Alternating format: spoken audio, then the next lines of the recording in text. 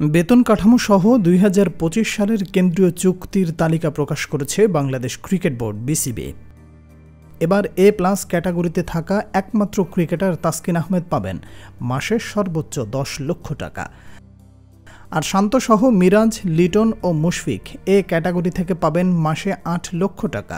B ক্যাটাগরিতে মমিনুল, তাইজুল, মুস্তাফিজ, হৃদয়, হাসান ও নাহিদ পাবেন মাসে ৬ লক্ষ টাকা করে। ক্যাটাগরিতে সাদমান, সৌম্য, জাকের, তামিম, শরীফুল, রিশাদ, সাকিব ও শেখ মাহদি পাবেন ৪ লক্ষ টাকা করে। সর্বশেষ ডি ক্যাটাগরি থেকে নাসুম ও খালেদ আহমেদ পাবেন মাসে ২ লক্ষ টাকা করে।